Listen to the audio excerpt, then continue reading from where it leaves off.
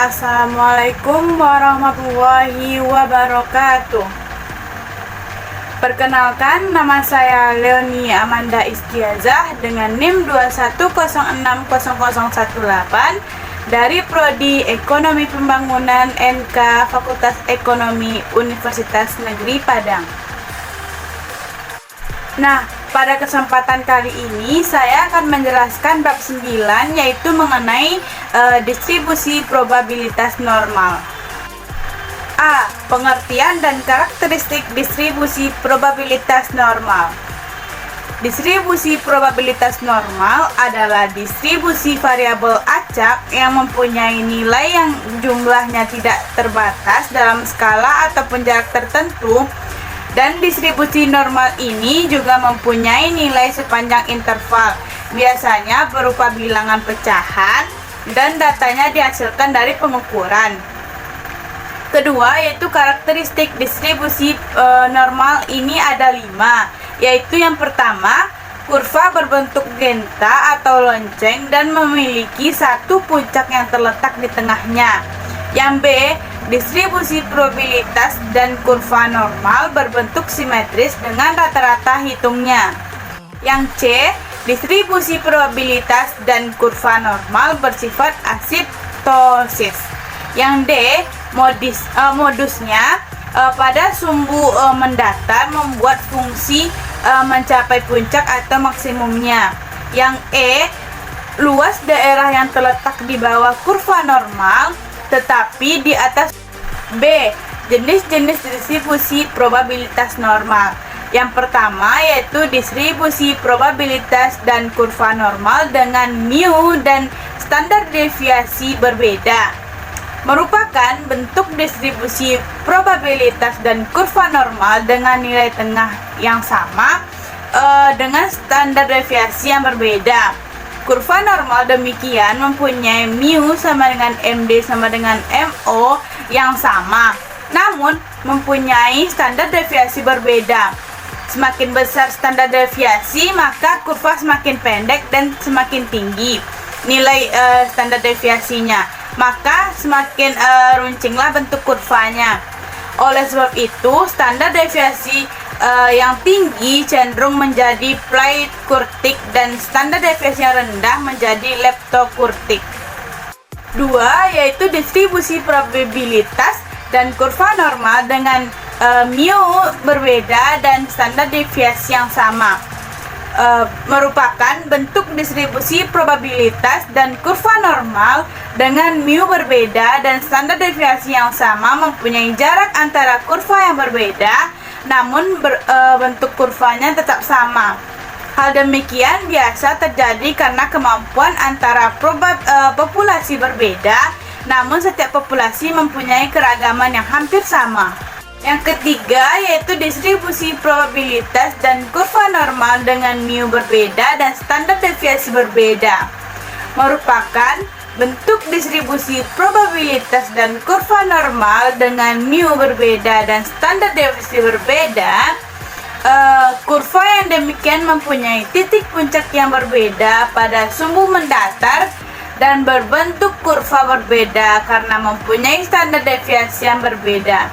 Kurva demikian relatif banyak terjadi karena antara populasi terdapat perbedaan kemampuan dan di dalam setiap populasi juga terdapat perbedaan. Yang C, kita akan membahas tentang distribusi probabilitas normal baku, yaitu distribusi probabilitas acak normal dengan nilai tengah 0 dan simpangan baku 1. Ada beberapa hal yang perlu diketahui dalam rangka distribusi probabilitas normal baku adalah mengubah dan membakukan distribusi aktual dalam bentuk distribusi normal baku yang dikenal dengan nilai Z atau skor Z. Rumus mencari nilai Z sebagai berikut.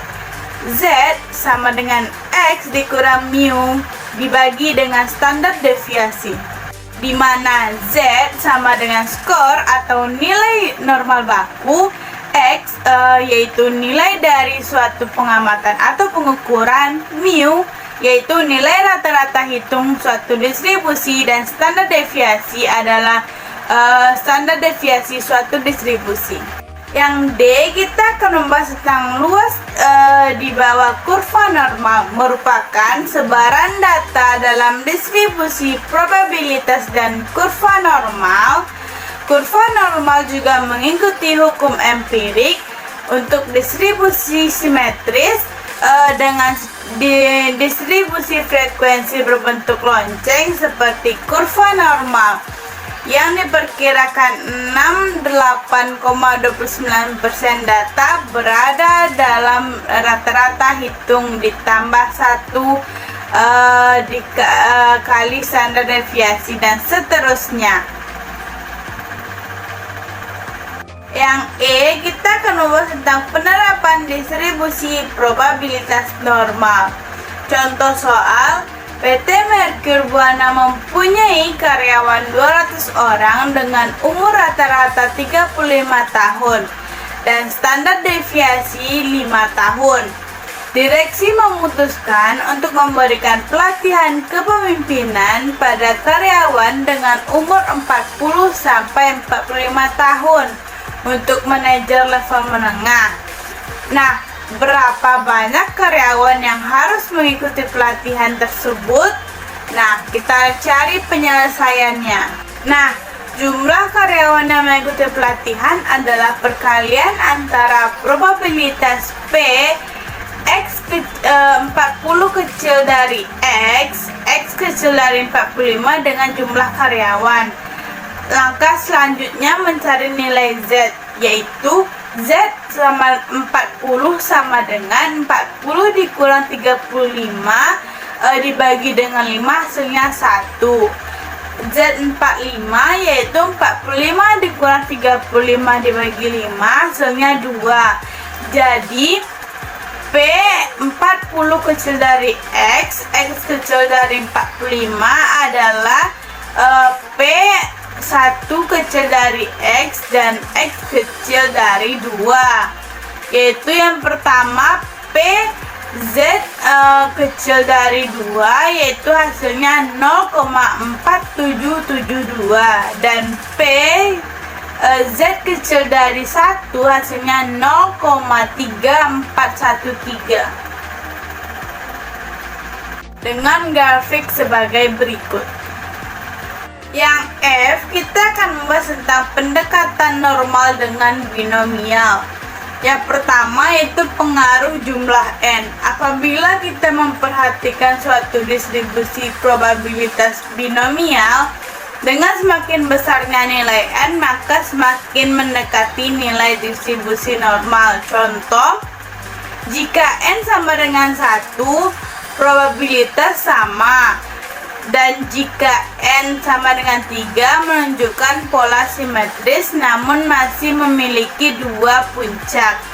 Dan pada saat N sama dengan 30 terlihat bahwa distribusi probabilitas binomial mendekati distribusi probabilitas normal, yaitu kurva membentuk lonceng dan mempunyai puncak tunggal dan simetris.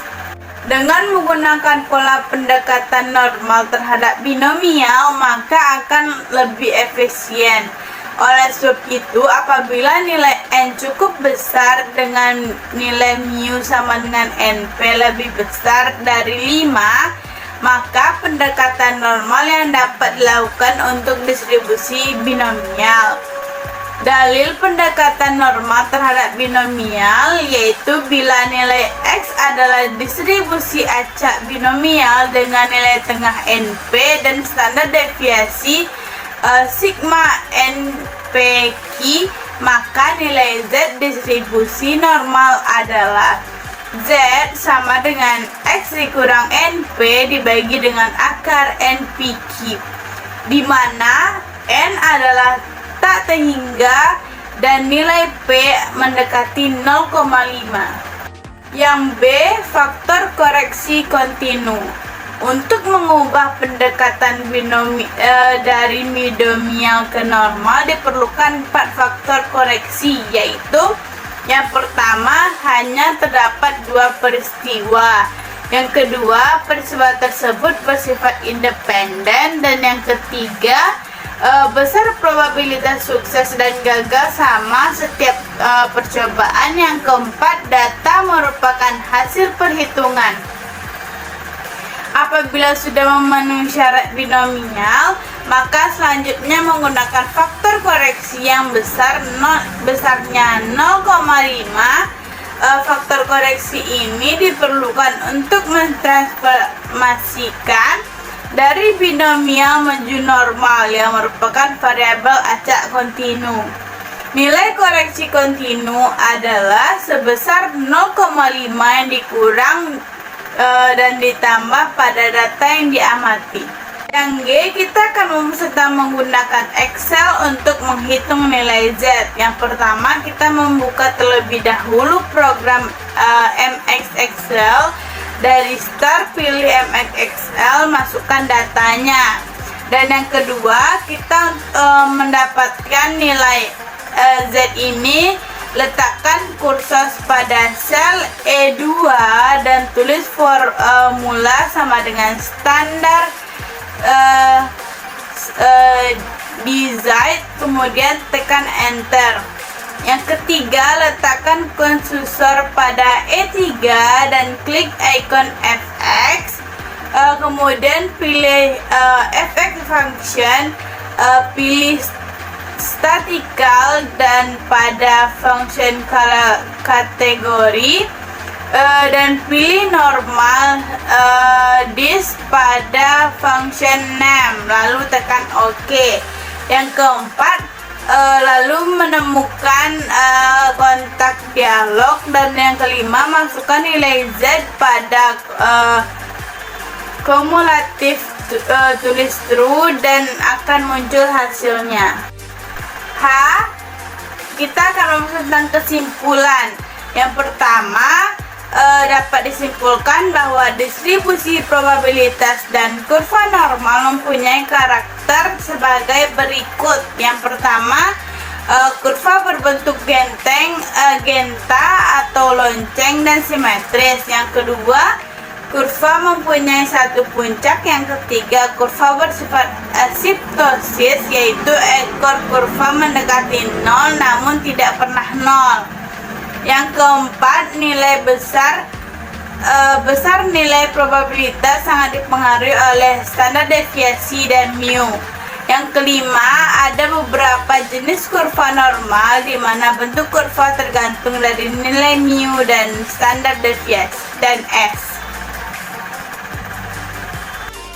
2. Distribusi normal baku adalah bentuk khusus dari distribusi normal dengan ciri-ciri ada 3, yaitu nilai tengah kurva adalah 0 dan standar deviasi ada 1. Yang kedua, menggunakan rumus distribusi normal baku, dan yang ketiga, data tersebar di antara nilai tengah dan standar deviasi. 3. Pendekatan normal dapat digunakan untuk pendekatan normal. Ada beberapa syarat untuk pendekatan tersebut, yaitu A. Kita akan mengetahui jumlah pengamatan relatif besar. B. Memenuhi syarat binomial, yaitu mempunyai peristiwa hanya 2 antara percobaan bersifat independen. Probabilitas sukses gagal untuk semua percobaan, dan data merupakan hasil perhitungan. C. Menggunakan rumus nilai binomial untuk pendekatan binomial. Yang D. Faktor koreksi diperlukan dari binomial yang acak menjadi distribusi dan menjadi diskret menjadi normal yang kontinu dengan menambah atau mengurangi 0,5 terhadap nilai. Demikianlah presentasi saya mengenai bab 9, yaitu tentang distribusi probabilitas normal. Apabila ada kesalahan dalam penyampaian, saya mohon maaf. Wabillahi taufiq wal hidayah. Assalamualaikum warahmatullahi wabarakatuh.